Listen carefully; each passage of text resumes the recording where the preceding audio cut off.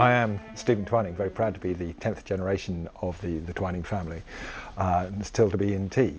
The business started over 300 years ago in 1706. It was started by a Thomas Twining, who, although he opened the world's first dry tea and coffee shop, which you're more than welcome to visit, it's still at 216 The Strand, London, doing what it had always done, selling fine teas. He then wanted to actually have a reputation for the fine teas that he could wholesale to other people, because his skill was to buy and to blend teas. That's mixing of teas to get a consistency of taste. And so he started wholesaling teas to other, in those days, coffee houses and the specialist retail trade, which is exactly the same way that we work to this day.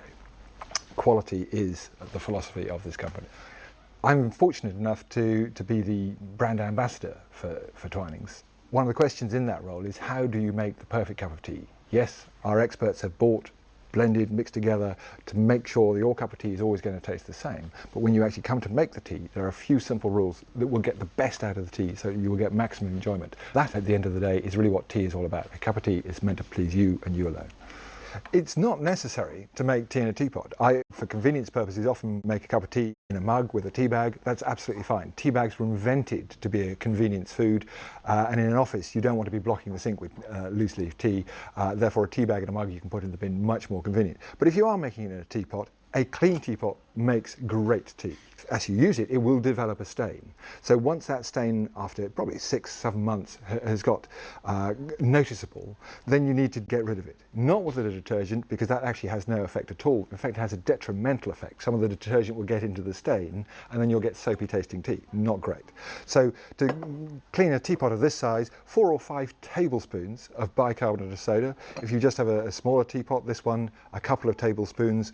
Add boiling water. Leave it for 3 hours, and then rinse it out 2 or 3 times, and your teapot will be as clean as this one is and make you a great cup of tea. So yeah, cleanliness is one of the most important rules for making tea. The next rule is the quality of the water. When I make tea, I empty my kettle out of water I've used previously and put in fresh cold water out of the tap.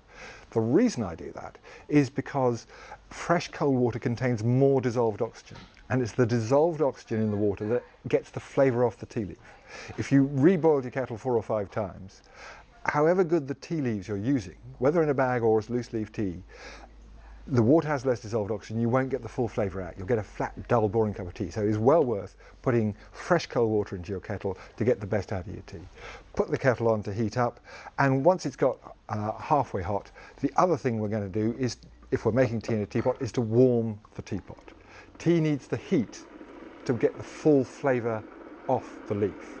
So if you start with a big pot like this and you haven't warmed it, the teapot actually grabs quite a lot of temperature out of the water temperature falls, and you don't get a full brew out of the tea.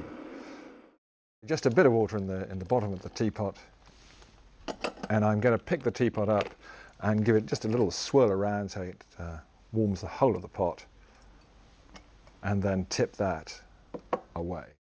So now the teapots are warm, obviously what we need is some tea.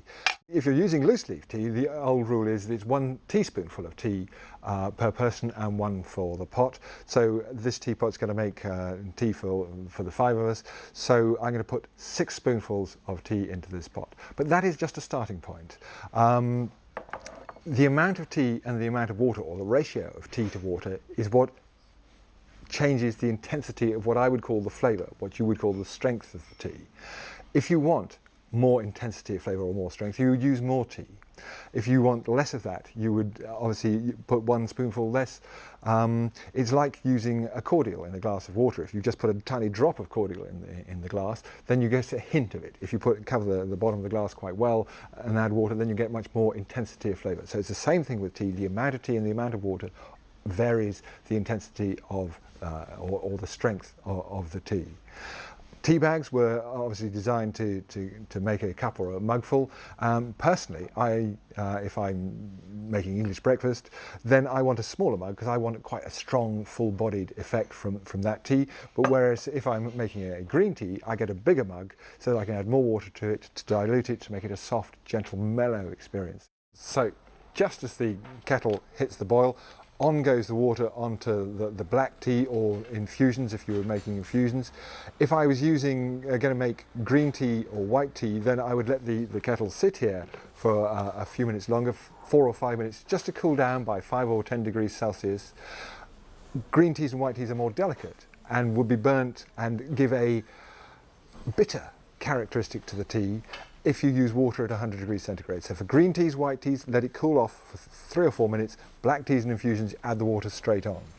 Then, as you can already see, the colour has come off the tea leaves, but don't be fooled by that. That is just colour. Colour is one component of tea. The mouthfeel or the strength is another component, and the flavour is the other.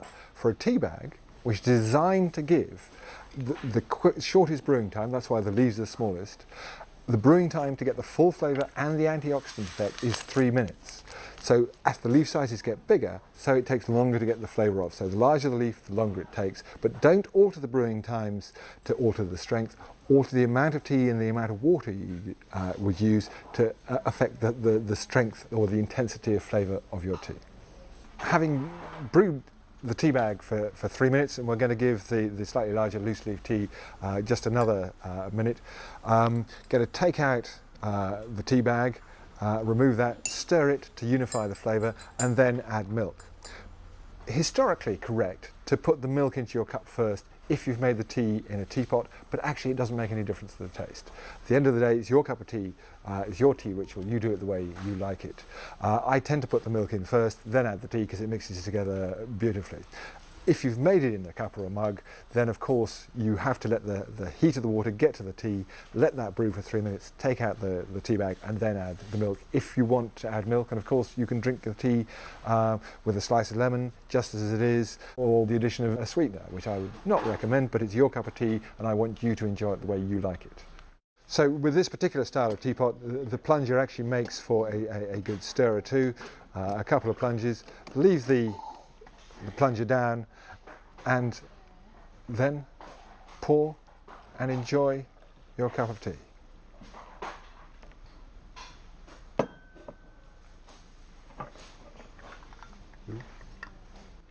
Cheers. Lovely.